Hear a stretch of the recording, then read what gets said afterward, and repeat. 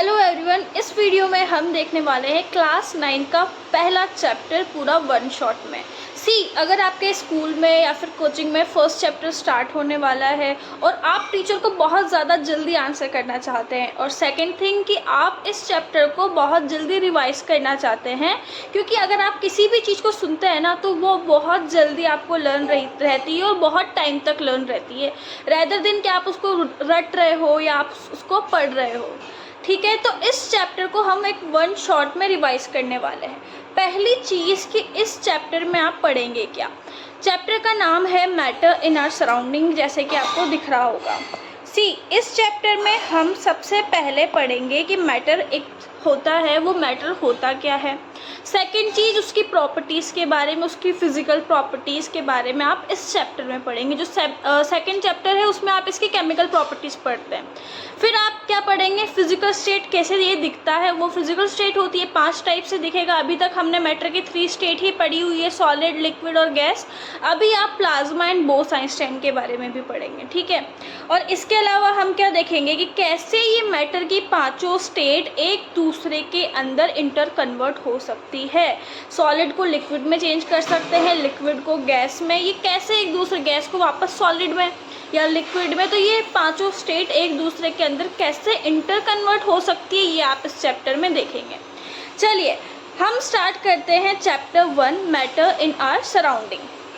तो जो ये पहला चैप्टर है, इसमें सबसे पहले हम बात करते हैं मैटर के बारे में। मैटर क्या होता है, सबको मालूम है, हमारे आसपास हर एक जो चीज़ होती है आप उसको क्या बोल देते हैं, मैटर बोल देते हैं। यानी कि anything which occupy space and have मास, उसको आप क्या बोल देंगे, उसको आप मैटर बोल देंगे। जैसे कि हमने एग्जाम्पल लिया हुआ है यहाँ पे, book, pen, paper and air. अगर आप बात करते हैं कि हमारे आसपास हर एक जो चीज़ है वो मैटर है, तो वो मैटर किससे मिलकर बना हुआ होगा, वो मैटर स्मॉल पार्टिकल से मिलकर बना हुआ होता है, और उस स्मॉल पार्टिकल को आप नेम देते हैं एटम। ठीक है, यहाँ तक क्लियर है। अब हमने मैटर की बात करी कि जो भी चीज़ एग्जिस्ट करती है या कुछ स्पेस ऑक्यूपाई करती है, जिसके पास कुछ मास होता है, उसको आप मैटर बोलेंगे। तो उसी के ऑपोजिट चीज़ आएगी non matter. What is non matter, जो भी चीज़ एग्जिस्ट नहीं करती होगी, जिसका कुछ मास या वॉल्यूम नहीं होता होगा, उसको आप क्या बोल देंगे, non matter. For example love, feelings, sound and light. अब आप बोलेंगे कि मैम वो मेरे जीवन में आई और उसने रोशनी भर दी है, तो उसने आपके दिल में कोई जगह नहीं ली है। आप बोलेंगे कि उसके लिए मुझे बहुत सारी फीलिंग्स है, तो वो फीलिंग्स कोई स्पेस ऑक्यूपाई नहीं कर रही है, तो उसको आप किस में डालेंगे, नॉन मैटर में डालेंगे। ये हमेशा याद रखिएगा। ठीक है, फीलिंग्स, साउंड, लव, ये सब हमारा क्या है, ये हमारे थॉट्स, ये सब चीज़ें आपकी इमेजिनरी है, ये कोई स्पेस ऑक्यूपाई नहीं कर रही है, तो ये सब क्या हो जाएगी, नॉन मैटर हो जाएगा। उसी में हम एग्जाम्पल लेते हैं कि देखो हमारे आसपास हर एक चीज़ क्या है, वो मैटर है। ठीक है, अब उस मैटर को आप केमिस्ट्री की लैंग्वेज में मैटर बोलते हैं, बट हमारे नॉर्मल लैंग्वेज में आप उसको मटेरियल बोल सकते हैं। तो वही मटेरियल 2 टाइप के होते हैं, homogeneous material and heterogeneous material. तो हम बात इसकी पूरी डिटेल होमोजीनियस और हेटेरोजीनियस सेकंड चैप्टर में आएगा। बस यहाँ पे आपको इतना याद रखना है कि अगर मैंने 2 ग्लास पानी लिया है, उस 2 ग्लास पानी में एक ग्लास में मैंने सॉल्ट डिज़ोल्व किया है, एक में सैंड डिज़ोल्व किया है, इसमें इस पानी में नमक डाल दिया और इस पानी में क्या डाल दिए, रेत डाल दिए। तो हमको मालूम है नमक घुल जाएगा स्टेयर करने पे, उसको हिलाने पर, बट रेत जो है वो नहीं डिज़ोल्व होगी। तो जो चीज़ डिज़ोल्व नहीं होती उसके पार्टिकल दिख रहे हैं आपको, जिस भी चीज़ से वो मिलके बना हुआ होगा उसको आप क्या बोल देंगे, कंपोजिशन। तो सैंड वाटर किससे मिलके बना है, पानी से, वाटर से और सैंड से। तो कंपोजिशन आपको दिखाई दे रही है, यानी कंपोजिशन डिफरेंट, तो उसको क्या बोल देंगे, हेट्रो। और कंपोजिशन सेम, तो उसको आप क्या बोल देंगे, उसको आप बोल देंगे होमोजीनियस। तो होमो और हेट्रो आपको क्लियर होगा। डेफिनेशन आपको लर्न करनी है तो आप लाइन वाइज करते जाइए जैसे जैसे मैं पढ़ाते जा रही हूँ। कैरेक्टरिस्टिक की आप बात करते हैं कि हमको मालूम है कि मैटर स्मॉल पार्टिकल से मिलके बना हुआ होता है, उस स्मॉल पार्टिकल को आप एटम बोल देते हैं।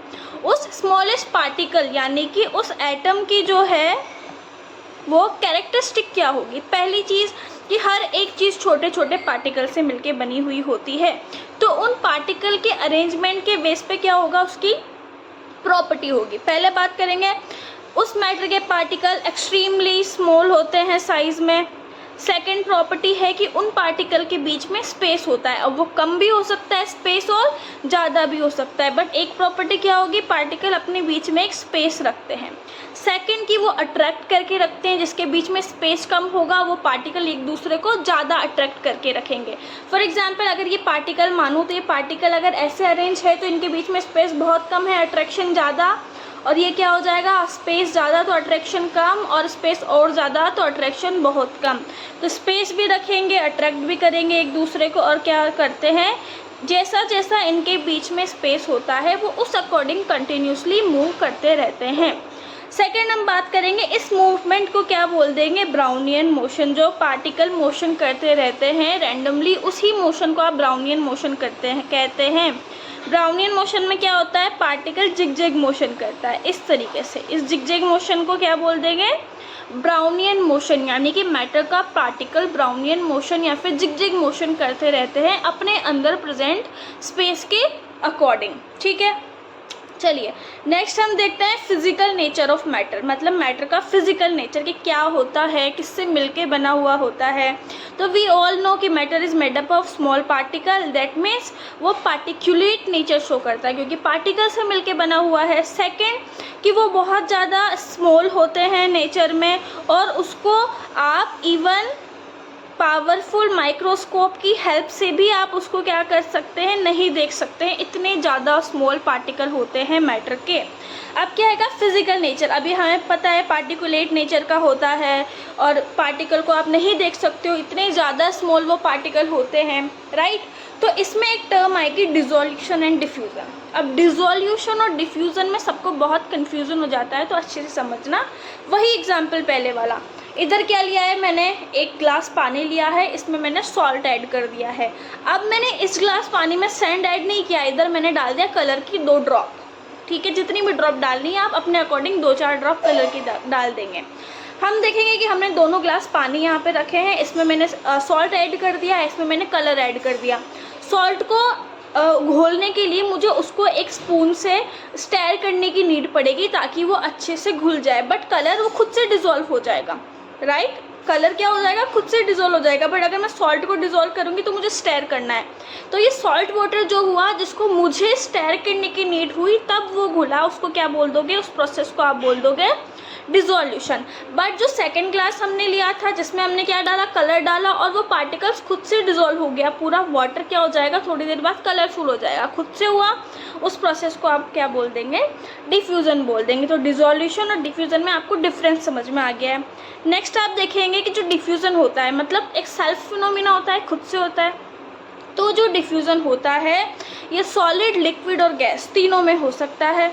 और क्या होता है, डिफ्यूज़न हायर कंसंट्रेशन से लोअर कंसंट्रेशन में होता है। एक और एग्जांपल लो, अगर मैंने यहाँ पर परफ्यूम स्प्रे किया है तो परफ्यूम की स्मेल दूर तक चली जाएगी, पर जब भी मैंने स्प्रे किया परफ्यूम को तो वो स्मेल यहाँ पे क्या हो रही थी, ज़्यादा, मतलब उसकी कंसंट्रेशन परफ्यूम की यहाँ पे ज़्यादा थी, और एयर के पार्टिकल जो हमारे आसपास हैं वो उसको बहा के ले गए हैं, राइट। फॉर एग्जाम्पल अगर मैंने पानी लिया है और उसमें किशमिश, रेजिन, दाख जिसको बोलते हो आप, उसमें डाल दिया आपने, तो आप क्या देखेंगे, पहले तो वो दाख इतनी सी थी, पर जैसे आपने पानी में उसको थोड़ी देर तक सक करके रखा तो पानी उसके अंदर भर जाएगा। पानी पहले ज़्यादा कहाँ था, कटोरी के अंदर, और बाद में थोड़ी देर बाद वो पानी कहाँ चला गया है, उस रेजिन के अंदर, और रेजिन फूल गई है। आप क्या देखेंगे, पानी का मूवमेंट कैसे हुआ, पानी ज़्यादा से कम की तरफ गया, मतलब हायर कंसनट्रेशन से लोअर कंसंट्रेशन। तो ये क्या हो जाएगा, उस प्रोसेस को क्या बोल दोगे आप, डिफ्यूज़न बोल दोगे। नेक्स्ट कि अगर आप टेम्परेचर ज़्यादा करोगे तो डिफ्यूज़न क्या हो जाएगा, ज़्यादा हो जाएगा। फॉर एग्जांपल कि गर्मी के दिनों में आपका जो स्वेट होता है वो ज़्यादा स्मेल करता है कंपैरेटिव टू सर्दी में। सर्दी में आपको स्मेल कम आती है और गर्मी में ज़्यादा आती है, जो टेम्परेचर ज़्यादा, और क्या हो जाएगा, डिफ्यूज़न की रेट ज़्यादा हो जाएगी। नेक्स्ट देखेंगे डेंसिटी ज़्यादा बट डिफ्यूज़न कम। देखिए सॉलिड, लिक्विड, गैस, जिसमें सबसे ज़्यादा कॉम्पैक्ट पैकिंग होती है उसकी डेंसिटी क्या होती है, ज़्यादा होती है। ये डेंसिटी सॉलिड की है, मतलब इसमें कॉम्पैक्ट पैकिंग है, अट्रैक्शन ज़्यादा, तो डेंसिटी ज़्यादा। डेंसिटी ज़्यादा तो क्या हो जाएगा, डिफ्यूज़न की rate come. For example solid, liquid, gas में अगर हम देखते हैं तो इसमें हम देखेंगे तो डेंसिटी जो होगी वो क्या होगी, सॉलिड की सबसे ज़्यादा, देन लिक्विड की, और देन गैस की होगी। बट डिफ्यूज़न क्या हो जाएगा, इसका उल्टा, क्योंकि इसकी डेंसिटी ज़्यादा है तो इसका डिफ्यूज़न क्या हो जाएगा, सबसे कम हो जाएगा, ठीक है। नेक्स्ट आप देखेंगे मॉलिक्यूलर मास। मॉलिक्यूलर मास जिसका ज़्यादा होगा, अगर देखो सॉलिड लिक्विड गैस आपको दे दिया है तो आप इजीली बता दोगे कि सॉलिड की सबसे कम डिफ्यूज़न होगा, फिर लिक्विड का और गैस का सबसे ज़्यादा डिफ्यूज़न होगा। बट अगर आपको मैंने दे दिया है ओनली गैसेस, तो आप कैसे पता करेंगे? सारी गैसेस दे दी तो कैसे पता करेंगे कि डिफ्यूज़न होगा या नहीं होगा? तो आप क्या देखेंगे, उसका मॉलिक्यूलर मास काउंट करेंगे। मॉलिक्यूलर मास काउंट कैसे करेंगे? अगर मॉलिक्यूलर मास ज़्यादा है तो उसका डिफ्यूज़न का रेट क्या हो जाएगा? कम हो जाएगा। मॉलिक्यूलर मास ज़्यादा तो डिफ्यूज़न का रेट कम। अरेंज क्वेश्चन एक देखते हैं हम, arrange following in decreasing order of rate of diffusion. Diffusion की रेट डिक्रीजिंग ऑर्डर में आपको अरेंज करनी है, मतलब सबसे पहले वाले की सबसे ज़्यादा होनी चाहिए। सी, पहले हम देख रहे हैं salt, iron, juice and oxygen gas. अब आप पहले क्या देखेंगे, आप पहले फॉर्मूला लगाएंगे सॉलिड लिक्विड गैस वाला। सॉलिड का क्या हो जाएगा, डिफ्यूज़न सबसे कम हो जाएगा, तो salt, iron, juice and oxygen. तो सबसे ज़्यादा कौन है? ये दोनों सॉल्ट भी है, क्या है, सॉलिड है, आयरन भी सॉलिड है, juice and oxygen gas. Next आप देखेंगे आयरन और सॉल्ट में सबसे ज़्यादा सॉलिड कौन है, सबसे ज़्यादा अट्रैक्शन किस में है? आयरन में। तो सबसे बाद में किसको लिख देंगे हम? आयरन में, ठीक है। डिक्रीजिंग ऑर्डर में अरेंज करना है। नेक्स्ट किस में लिख देंगे? सॉल्ट में।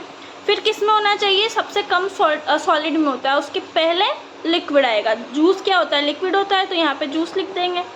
Next gas, oxygen gas. Oxygen gas को आप O2 से रिसेंबल करते हैं, तो ऑक्सीजन गैस का डिफ्यूज़न सबसे ज़्यादा हो जाएगा। अब यहाँ पे आपको सॉलिड, लिक्विड, गैस तीनों दिए हुए थे, तो आपने क्या किया, इजीली उसको बता दिया। बट अब मैंने गैस ही दे दी, तो क्या करेंगे, तीनों का ही डिफ्यूज़न का रेट सबसे ज़्यादा होगा। बट कंपेयर करो किसका ज़्यादा और किसका कम। तो आप क्या देखेंगे कंपेयर करने में कि इनका मॉलिक्यूलर मास निकालेंगे। एग्जाम्पल, हाइड्रोजन का मॉलिक्यूलर मास होता है 2, ऑक्सीजन का कितना हो जाएगा? 32, 2 ऑक्सीजन है यहाँ पे। और नाइट्रोजन का क्या हो जाएगा? नाइट्रोजन गैस की बात कर रहे हैं, नाइट्रोजन गैस मतलब N2, इसका क्या हो जाएगा? 28। अब हमने क्या पढ़ा है, मॉलिक्यूलर मास अगर ज़्यादा होगा तो डिफ्यूज़न की रेट क्या होगी बेटा? कम होगी। तो मॉलिक्यूलर मास किसका ज़्यादा है? सबसे ऑक्सीजन का, तो इसका डिफ्यूज़न सबसे कम। देन नाइट्रोजन, और सबसे ज़्यादा डिफ्यूज़न किसका हो जाएगा? हाइड्रोजन का। क्यों? क्योंकि मॉलिक्यूलर मास कम हाइड्रोजन का, तो डिफ्यूज़न क्या हो जाएगा? इसका ज़्यादा हो जाएगा। ठीक है, यहाँ तक समझ में आया। अब देखो हम देखेंगे क्लासिफिकेशन ऑफ मैटर, की जो मैटर होता है उसको क्लासीफाई आप करेंगे। कैसे क्लासीफाई करेंगे? अभी तक तो हमने पढ़ा मैटर क्या होता है, कैसा नेचर वो शो करता है। अब आप देखेंगे classification of matter. Physical classification और केमिकल क्लासिफिकेशन, 2 टाइप से मैटर को क्लासीफाई किया गया है। चैप्टर 2 में आप केमिकल क्लासिफिकेशन पढ़ेंगे, अभी हम बात कर रहे हैं चैप्टर 1 की। तो चैप्टर 1 फिजिकल क्लासिफिकेशन में सबसे पहले आप क्या देखेंगे कि इस फिजिकल क्लासिफिकेशन देखने के ऊपर उस चीज़ की विजिबिलिटी के बेसिस पर मैटर कितने टाइप का होता है। तो हमने पढ़ा हुआ है solid, liquid and gas, 3 type का क्या दिखता है? वो मैटर दिखता है। अब हम बात करते हैं कि सॉलिड, लिक्विड, गैस क्या होता है। सॉलिड, लिक्विड, गैस क्या होती है? एक मैटर की स्टेट है कि मैटर 3 स्टेट में एग्जिस्ट करता है। हमने पढ़ा हुआ है सॉलिड, लिक्विड और गैस। अब देखो जो सॉलिड होते हैं, लिक्विड होते हैं और गैस होते हैं, तीनों क्या होंगे? मैटर है तो तीनों पार्टिकल से मिलके बने हुए होंगे। Particle, small particle. तो जो सॉलिड होता है उसके जो स्मॉल पार्टिकल होते हैं वो इस तरीके से बिल्कुल पास अरेंज होते हैं। बट जो लिक्विड होता है उसके पार्टिकल्स थोड़ा सा अपने बीच में स्पेस रखते हैं और दूर अरेंज होते हैं। गैस के पार्टिकल बहुत ज़्यादा दूर अरेंज होते हैं। यहाँ तक समझ में आया? हमने पढ़ा हुआ है बचपन में कि सॉलिड का फिक्स शेप होता है, लिक्विड का फिक्स शेप नहीं होता। जिस चीज़ में आप डाल दोगे पानी उसी का शेप ले लेगा, लिक्विड उसी का शेप ले लेगा, ठीक है। पर क्यों फिक्स शेप क्यों होता है? सी, हम देख रहे हैं कि सॉलिड के जो पार्टिकल है इसके बीच में देखो स्पेस के बारे में पहले बात करते हैं। सॉलिड के जो ये पार्टिकल है उसके बीच में जो ये स्पेस है ये बहुत आपको कम दिख रहा है। ये स्पेस जो दिख रहा है ये एक दूसरे से अटैच्ड है। लिक्विड के पार्टिकल में वही स्पेस बहुत ज़्यादा दिख रहा है, राइट। और गैस में ये स्पेस बहुत और ज़्यादा है।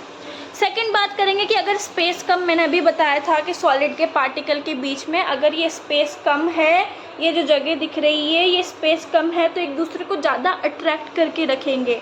स्पेस ज़्यादा तो अट्रैक्शन कम, और स्पेस और ज़्यादा तो बहुत कम अट्रैक्शन। ठीक है, तो इनके बीच में स्पेस, इस स्पेस को क्या बोल देंगे हम? इंटर पार्टिकल स्पेस, क्योंकि हम पार्टिकल के अंदर की स्पेस की बात कर रहे हैं तो इसको बोल देंगे इंटर पार्टिकल स्पेस। सॉलिड में इंटर पार्टिकल स्पेस कम होता है, लिक्विड में ज़्यादा, और गैसेज में इंटर पार्टिकल स्पेस बहुत ज़्यादा होता है। तो क्या बोल देंगे? स्पेस ज़्यादा तो अट्रैक्शन क्या हो गया? फोर्स ऑफ अट्रैक्शन, ये एक दूसरे को अट्रैक्ट करने के लिए अपने ऊपर पार्टिकल फोर्स लगा रहा होगा। तो अगर स्पेस कम है तो ये सॉलिड के स्ट्रक्चर मानो, तो अट्रैक्शन क्या होगा बेटा? बहुत ज़्यादा अट्रैक्शन होगा, तो inter particle force of attraction high हो जाएगा। लिक्विड में जगह ज़्यादा है, स्पेस ज़्यादा है तो अट्रैक्शन कम, और इसमें बहुत ज़्यादा कम, क्योंकि बहुत ज़्यादा आपके पास क्या है? जगह है। अब देखो काइनेटिक एनर्जी मतलब क्या होता है? पहली बात कि आपकी जो टोटल एनर्जी है वो इज इक्वल टू होती है kinetic energy plus potential energy.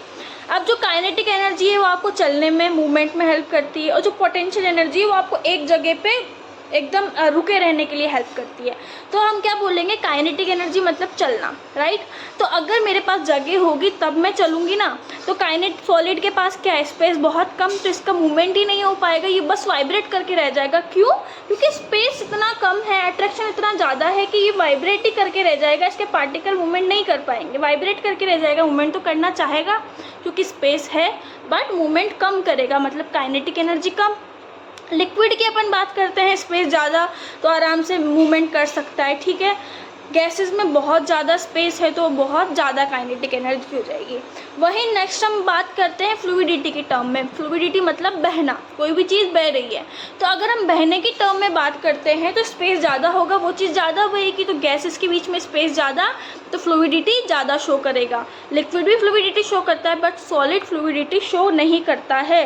क्यों? क्योंकि जो सॉलिड होता है इसके बीच में क्या हो जाएगा? आपका स्पेस बहुत कम होता है, जिसकी वजह से इसके पार्टिकल ओनली वाइब्रेट करते हैं, इसके पास जगह नहीं है बहने की, राइट। फिक्स शेप होता है सॉलिड का, फिक्स वॉल्यूम होता है, बाउंड्रीज भी फिक्स होती है। लिक्विड की फिक्स शेप नहीं होती है, फिक्स वॉल्यूम तो होता है, और लेस कंप्रेसिबिलिटी। सी कंप्रेसिबिलिटी मतलब क्या होता है? पार्टिकल को पास लाना। सॉलिड के बीच में स्पेस ही नहीं तो पास में कैसे लाओगे? टूट जाएगा वो। गैसेस के बीच में बहुत ज़्यादा स्पेस है, पास ला सकते हैं, लिक्विड के बीच में भी इतना स्पेस नहीं है, तो कंप्रेसिबिलिटी ओनली गैसेस शो करती है, बाकी ये दोनों लेस कंप्रेसिबिलिटी। सॉलिड तो करता ही नहीं है, लिक्विड लेस कंप्रेसिबिलिटी या बिल्कुल नील कंप्रेसिबिलिटी आपकी शो करता है। अभी सॉलिड, लिक्विड और गैसेस में डिफ्रेंशिएट हमने कर दिया है, ये आप एक बार लर्न रखना। इंटर पार्टिकल स्पेस, अट्रैक्शन, ये सब बहुत ज़्यादा इंपॉर्टेंट होता है। अच्छा, हम बोल रहे थे कि सॉलिड सॉलिड ही क्यों होता है, राइट। सॉलिड की फिक्स शेप क्यों होता है? हमने अभी तक तो पढ़ा था फिक्स शेप ही होता है, बट क्यों सॉलिड का फिक्स शेप होता है? सी सॉलिड के पार्टिकल्स छोटे छोटे पार्टिकल से मिलके बना हुआ होता है। उन छोटे छोटे पार्टिकल के बीच में स्पेस कम होने की वजह से अट्रैक्शन बहुत ज़्यादा होता है, जिस वजह से उसका शेप फिक्स होता है, वो अपना शेप नहीं बदल सकता। ये इसका आंसर हो जाएगा, राइट। अच्छा, अब हमने पढ़ लिया मैटर के 3 स्टेट के बारे में, सॉलिड, लिक्विड और गैस। अब आप बात करते हैं इंटर कन्वर्जन की, कि हम सॉलिड को लिक्विड में चेंज कर सकते हैं, लिक्विड को गैस में, और गैस को वापस लिक्विड में, एंड वापस सॉलिड में इंटर कन्वर्ट कर रहे हैं।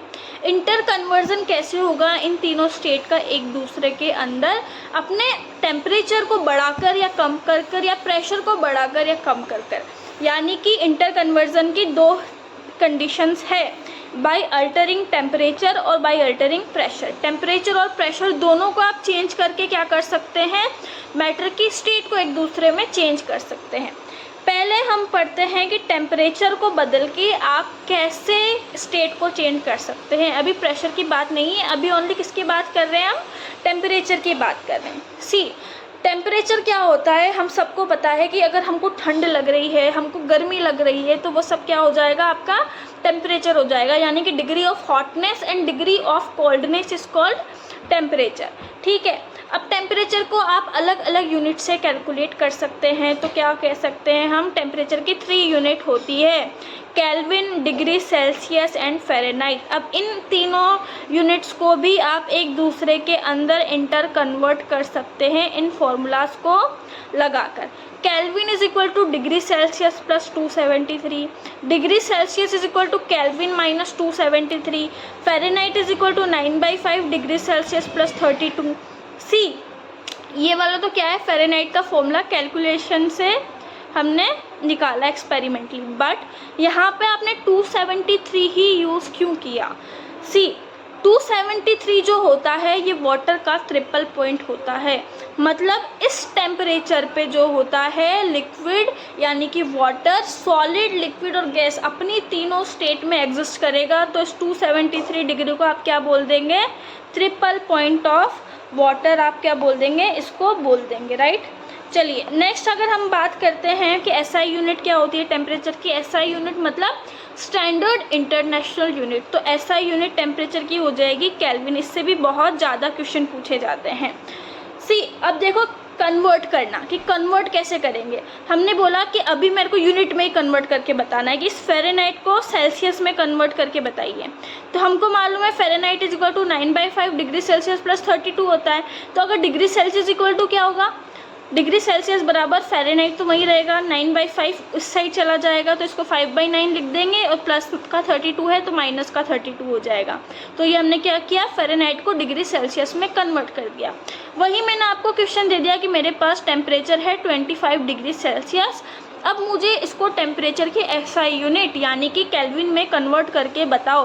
तो आप क्या बोलेंगे? केल्विन का फॉर्मूला आपको लर्न है, degree Celsius plus 273, degree Celsius की वैल्यू गिवन है 25 आपने रखी, 273 रखा और आपने क्या कर दिया? आंसर आपने निकाल कर दे दिया। ठीक है, तो ये क्या हो जाएगा? टेम्परेचर की तीनों यूनिट्स को आपको इंटर कन्वर्ट करना आ जाएगा। नेक्स्ट हम देखेंगे सॉलिड, लिक्विड और गैस को जब आप इंटर कन्वर्जन करवाते हो टेम्परेचर को चेंज करके तो क्या हो जाता है?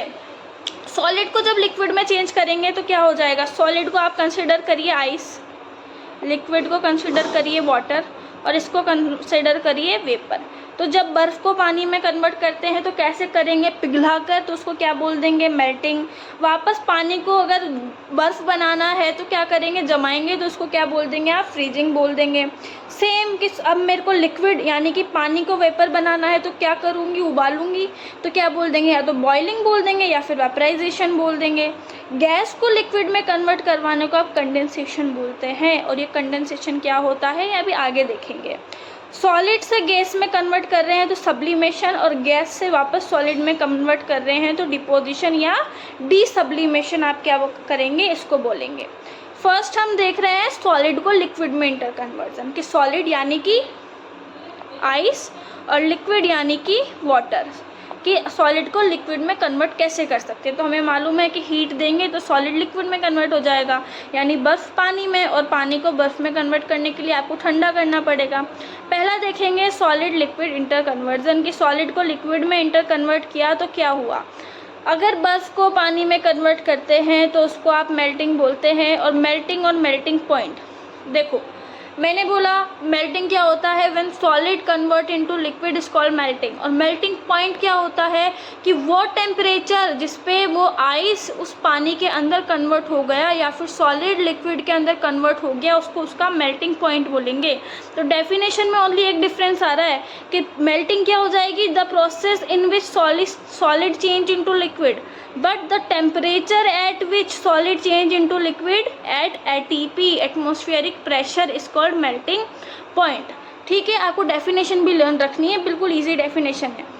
हम देखेंगे कि किसी भी चीज़ का मेल्टिंग पॉइंट आप निकालते क्यों हैं। ठीक है, मेल्टिंग पॉइंट बेटा आपको बताता है कि वो चीज़ प्योर है या नहीं है। ठीक है, उसकी स्ट्रेंथ के बारे में बताता है, सॉलिड है, लिक्विड है, गैस, उसकी स्टेट के बारे में बताता है।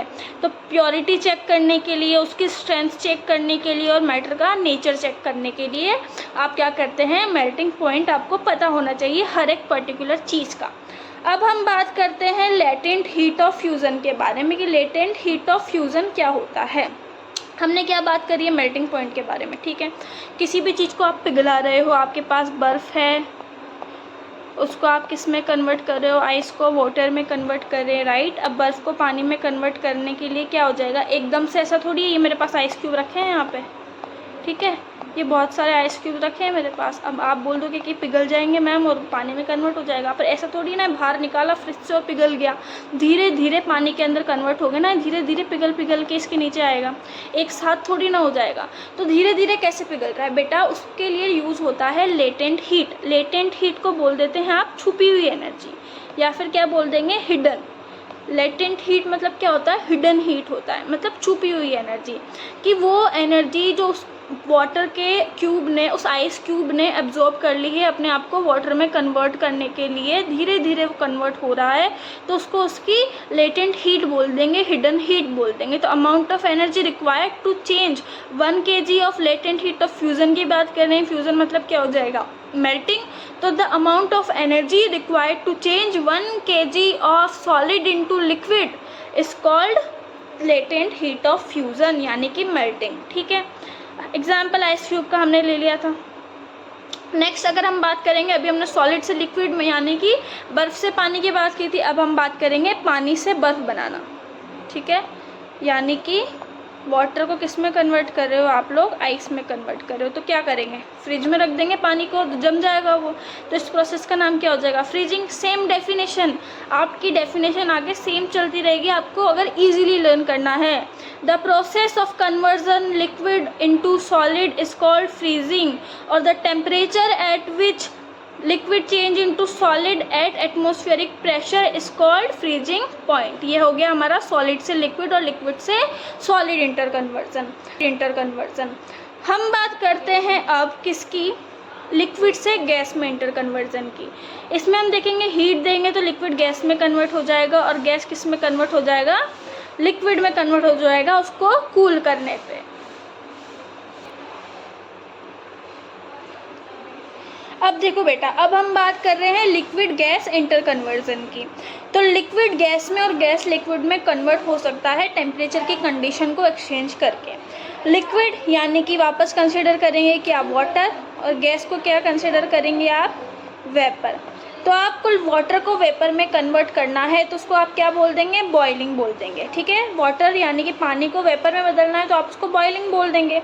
अब बॉइलिंग में क्या हो जाएगा, वही सेम चीज़, the process in which liquid convert into gas is called boiling, and the temperature at which liquid convert into gas is called its boiling point.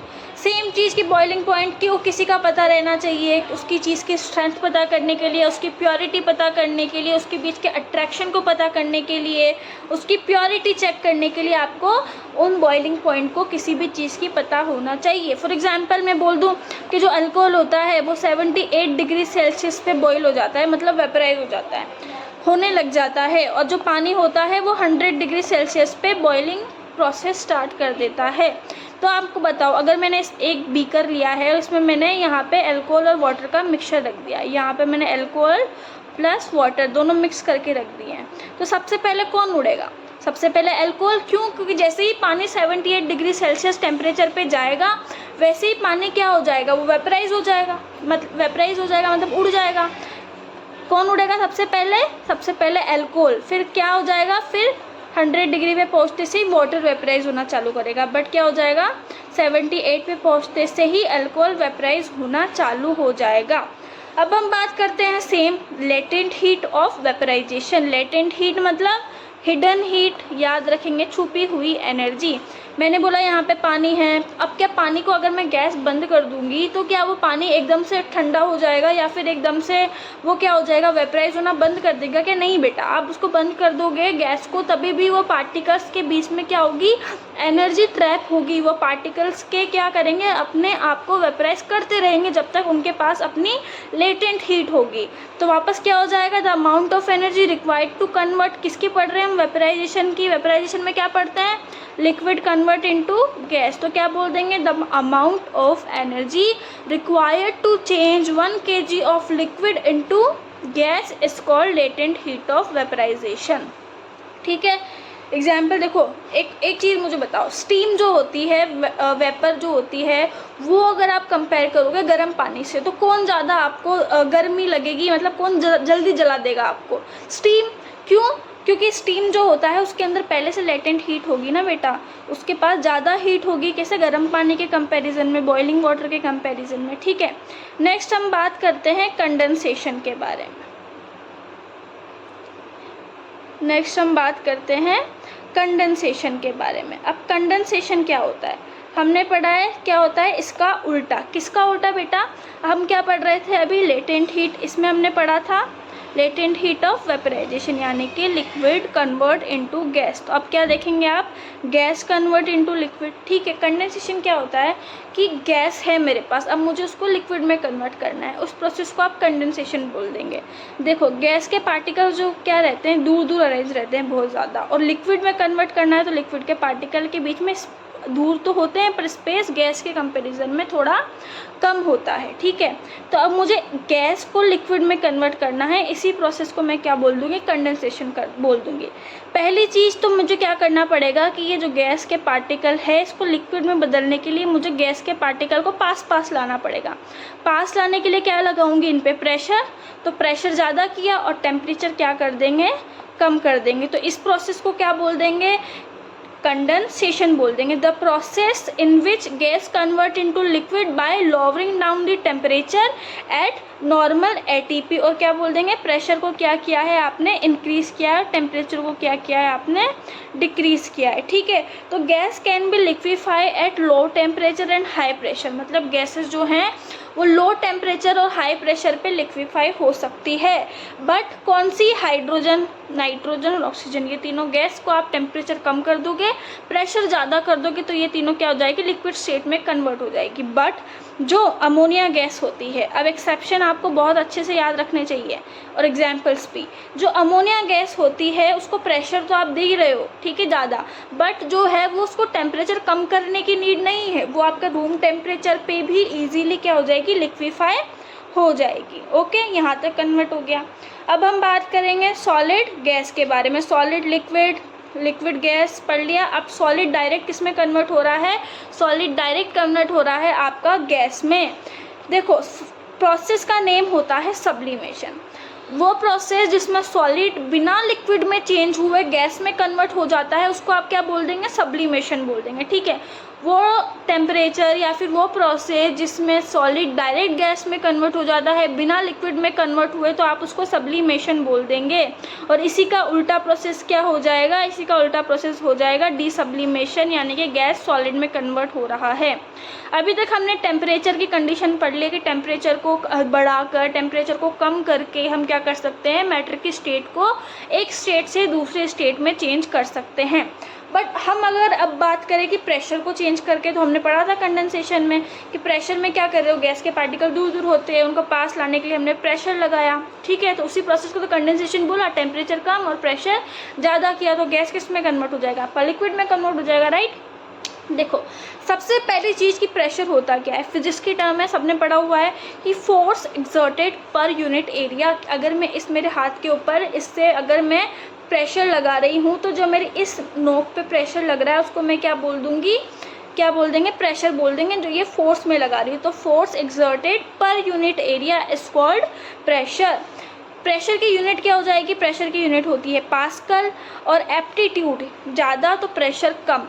और क्या होता है, देखो एप्टीट्यूड क्या हो जाएगा कि अगर हम एल्टीट्यूड को ज़्यादा कर रहे हैं तो प्रेशर की क्या हो जाएगा, अपने आप डिक्रीज़ हो जाएगी। जैसे कि अगर मैं माउंटेन्स पे जा रही हूँ तो जैसे जैसे मैं ऊपर जाती हूँ तो मेरे को क्या होता है, प्रेशर कम लगता हुआ नज़र आता है, और कोस्टल एरिया में क्या होता है, प्रेशर ज़्यादा होता है। तो हम क्या बोल देंगे कि माउंटेन्स पे क्या होता है, एल्टीट्यूड ज़्यादा होता है इसलिए प्रेशर कम लगता है, और कोस्टल एरिया में क्या होता है, एल्टीट्यूड कम होता है इसलिए प्रेशर क्या हो जाता है, ज़्यादा हो जाता है। ये आप याद रखेंगे। ठीक है, नेक्स्ट अगर देखो हमने ये दो बीकर लिए हुए हैं, इस एग्जाम्पल में, इस डायग्राम में देखेंगे, ये मेरा बीकर 1 है और ये मेरा बीकर 2 है। मैंने यहाँ पे दो बीकर लिए हुए हैं, बीकर 1 एंड बीकर 2, दोनों में गैसेस फिल है। ठीक है, यहाँ पे जो इसकी बाउंड्री थी, इस बाउंड्री पे मैंने एक पिस्टन की हेल्प से प्रेशर क्रिएट किया।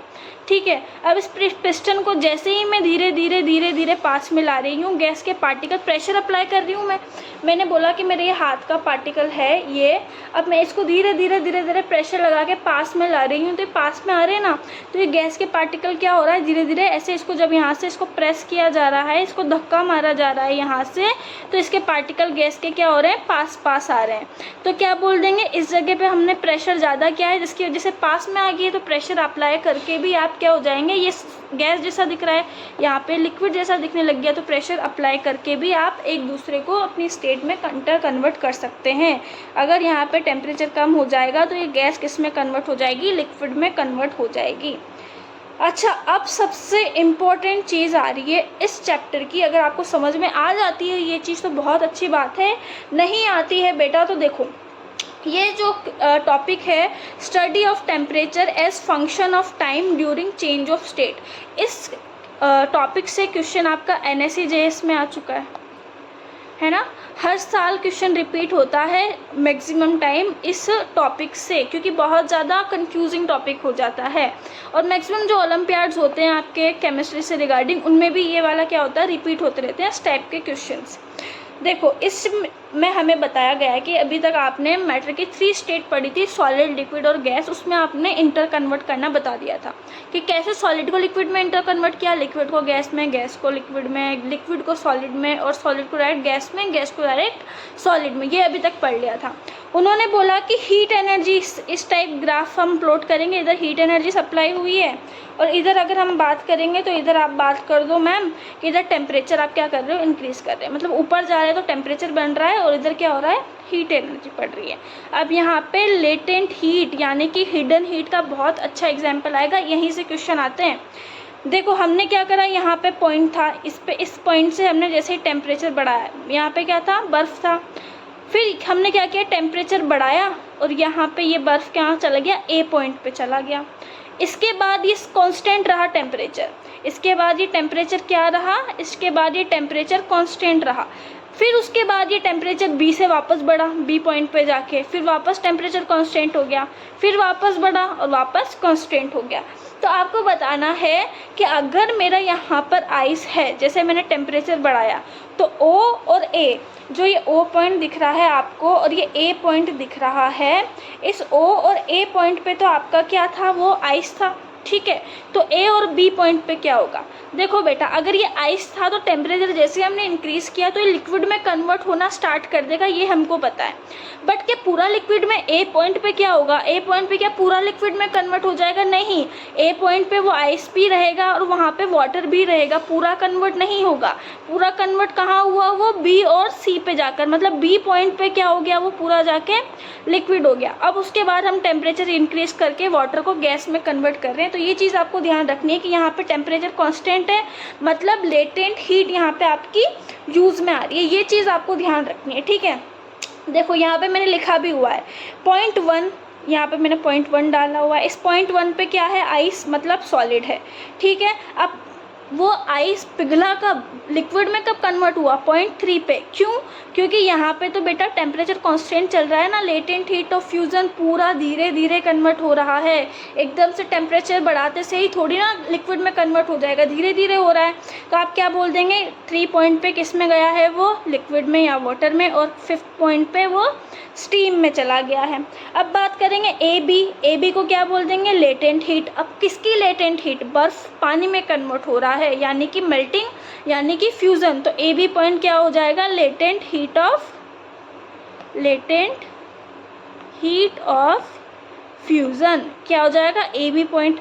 सी डी पॉइंट, वाटर किस में कन्वर्ट हो रहा है, स्टीम में, तो सी डी पॉइंट को क्या बोल देंगे आप, लेटेंट हीट ऑफ वेपराइजेशन बोल देंगे। अब मुझे बताओ कि ये सी और डी पॉइंट पे जो स्टेट है मैटर की, सॉलिड, लिक्विड और गैस, तो किस स्टेट में एग्जिस्ट करेगी, यहाँ पे वाटर है तो वाटर और स्टीम दोनों में एग्जिस्ट करेगी बेटा यहाँ पर, ठीक है। यहाँ पे ये सब लिखा हुआ है। तो इस डायग्राम को बहुत अच्छे से कर लेना, क्योंकि इसमें से बहुत ज़्यादा क्वेश्चन आते हैं। अगर आपको समझ नहीं आया एक बार में तो एक बार वीडियो पीछे लेके वापस चालू कर देना।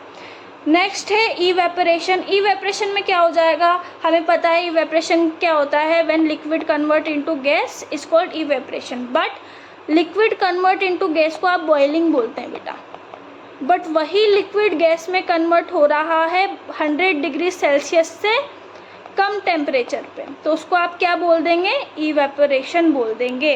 तो इवेपोरेशन क्या हो जाएगा, when liquid convert into gas below it's boiling point, यानी कि 100 डिग्री सेल्सियस से कम टेम्परेचर पे हो रहा है, तो उसको क्या बोल देंगे आप, इवेपोरेशन बोल देंगे। इवेपोरेशन में क्या होता है, हीट आप दे रहे हो तो हीट एब्जॉर्ब हो रही है, फिर पार्टिकल क्या हो रहे हैं, वेपराइज हो रहे हैं, तो क्या हो जाएगा, ये एंडोथर्मिक हो जाएगा। एंडोथर्मिक प्रोसेस क्या होता है, एंडोथर्मिक में हीट एब्जॉर्ब होती है, तो पार्टिकल हीट एब्जॉर्ब करेंगे फिर वेपराइज होंगे, तो इसको क्या बोल देंगे, evaporation is an endothermic process. और मैं बोल रही हूँ कि मेरे पास यहाँ पे देखो ये पानी रखा हुआ है और 2 बार में, और यहाँ पे क्या कर रही हूँ मैं, नीचे से इसके मैंने जलाया तो ये क्या कर रही हूँ मैं, पानी 100 पे पहुँचा और फिर वेपराइज होने लगा, तो इसको मैं क्या बोल दूँगी, बॉइलिंग। पूरा पानी गर्म होगा फिर वेपराइज होगा, तो इसको क्या बोल देंगे, पहले पूरा पानी गर्म हुआ तो बॉइलिंग तो होता है आपका बल्क फिनोमेना। बल्क फिनोमेना क्यों, क्योंकि पूरा पानी गर्म होगा फिर जाके वेपराइज होगा। बट जो इवेपरेशन है वो इवेपरेशन में क्या हो जाएगा, ये पहले ऊपर वाली सरफेस हीट होगी, इसके पार्टिकल्स गर्म होंगे और इवेपरेशन चालू कर देंगे। यानी कि इवेपरेशन एक सरफेस फिनोमेना है और बॉइलिंग एक बल्क फिनोमेना है। फैक्टर जो होते हैं वो इवेपरेशन को कौन कौन से अफेक्ट करते हैं कि अगर आपका टेम्परेचर ज़्यादा होगा तो इवेपरेशन ज़्यादा होगा। सरफेस एरिया, जैसे कि हमें मालूम है इवेपरेशन सरफेस फिनोमिना होता है, तो सरफेस एरिया जैसे जैसे बड़ा होगा इवेपरेशन ज़्यादा होगा। ह्यूमिडिटी, ह्यूमिडिटी क्या होता है कि एटमॉस्फेयर में प्रेजेंट वाटर का अमाउंट। जैसे हम देखेंगे बारिश के टाइम पे कपड़े बहुत लेट से सूखते हैं ना, क्यों, क्योंकि एटमॉस्फेयर में बहुत ज़्यादा वाटर का अमाउंट होता है, तो वाटर जाएगा कहाँ, ठीक है। तो क्या होता है बारिश के टाइम पे कपड़े धीरे सूखते हैं क्योंकि ह्यूमिडिटी ज़्यादा होती है। एटमॉस्फेयर में प्रेजेंट पानी के अमाउंट को ही ह्यूमिडिटी बोला जाता है। तो ह्यूमिडिटी ज़्यादा, rate of evaporation come. Wind speed, हवा जितनी ज़्यादा चलेगी उतनी ज़्यादा रेट ऑफ इवेपरेशन बढ़ेगा।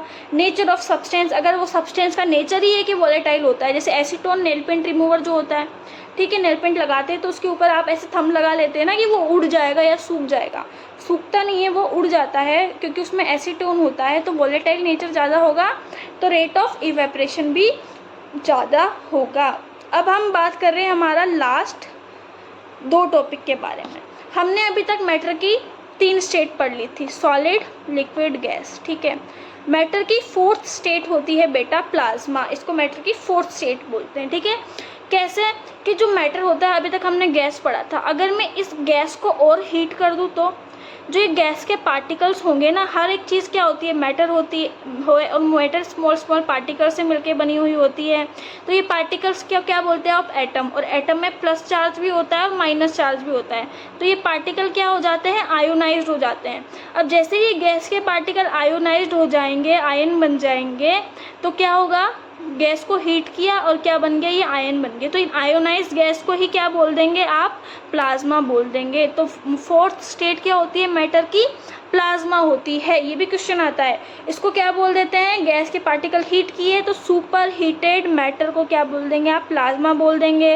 और heating gas will form plasma, gas को हीट करने पे प्लाज्मा बन जाती है, जो कि पॉजिटिव और नेगेटिव का क्या होती है, चार्ज पार्टिकल से मिलके बनी हुई होती है। सी, हमने अभी तक सॉलिड, लिक्विड, गैस बताया था। हमारा मैक्सिमम यूनिवर्स जो होता है वो मैक्सिमम यूनिवर्स स्टार्स से मिलके बना हुआ होता है, और स्टार्स में क्या होता है, प्लाज्मा होता है। तो आप क्या बोल सकते हो कि आपने इसको 4th नंबर पे तो डिस्कवर किया है, इसको 4th स्टेट ऑफ मैटर तो बोला है, but it compress over 99% of visible universe इसमें देखा गया है। प्लाज्मा क्या होता है, नियॉन साइन होता है, नियॉन साइन बल्ब जो आपको मिलते हैं वो सब प्लाज्मा के बने हुए होते हैं। अब प्लाज्मा का कलर भी होता है बेटा, बट प्लाज्मा का कलर डिपेंड करता है उस गैस के नेचर पे। जैसा गैस का नेचर होगा वो वही प्लाज्मा गैस उस कलर को शो कर देगी। तो प्लाज्मा स्टार्स में क्रिएट होती है, हमने पढ़ा है कि मैक्सिमम कहाँ पे होती है, प्लाज्मा स्टार्स में होती है। तो प्लाज्मा स्टार में कैसे क्रिएट होती है, हाई टेम्परेचर होता है क्योंकि स्टार में, इसलिए वो क्रिएट हो जाती है, क्योंकि स्टार में भी क्या होता है, गैसेज होती है। Sun star glow because of plasma, ये चीज़ आपको लर्न रखनी है। नियॉन साइन बल्ब एग्जाम्पल है किसका, प्लाज्मा का। नेक्स्ट आप बात करते हैं 5th state of matter, that is Bose Einstein condensation, BEC। अगर हम देखें कि हमने क्या किया, गैस को हीट किया, तो आप क्या बोल देंगे इसको कि प्लाज्मा बन गया। मुझे बताओ कि अगर मैं इस गैस को कूल कर दूं, ठीक है, इस गैस को कूल कर दूं, अब प्रेशर क्या करूं मैं, प्रेशर भी कम नहीं करूंगी मैं, प्रेशर ज़्यादा नहीं करूंगी मैं, है ना। हमने क्या किया था, कंडेंसेशन में गैस को लिक्विड में कन्वर्ट करने के लिए प्रेशर को क्या कर दिया था, ज़्यादा कर दिया था, नहीं किया, बस कूल किया, ठीक है। अब आप बताओ इसको क्या बोलेंगे। तो जो बोसोन्स होते हैं, पार्टिकल्स होते हैं एक टाइप के, अगर हम उसको कूल कर देते हैं एब्सोल्यूट 0 डिग्री सेल्सियस टेम्परेचर पे, तो वो क्या बना देता है, वो एक मैटर की स्टेट बना देता है, that is Bose Einstein condensation. तो बोस आइंस्टाइन कंडेंसेशन क्या हो जाएगी, 5th स्टेट हो जाएगी मैटर की। और ये क्या हो जाएगी, इसकी क्या होती है, वेलोसिटी कम होती है बिकॉज ये लो एनर्जी पे होते हैं। अब क्या हो जाएंगे, कूल कर देंगे तो काइनेटिक एनर्जी भी क्या हो जाएगी, कम हो जाएगी। अब आपके पास आते हैं बोस आइंस्टाइन के एग्जाम्पल्स। सी, जो सुपर एनर्जेटिक पार्टिकल्स होते हैं या जो सुपर फ्लूइड्स होते हैं, ठीक है, सुपर फ्लूइड्स या फिर सुपर एनर्जेटिक पार्टिकल जो होंगे वो क्या हो जाएंगे, बोस आइंस्टाइन के एग्जाम्पल हो जाएंगे। तो ये हो गया है हमारा 9th क्लास का पूरा चैप्टर कंप्लीट हो गया है यहाँ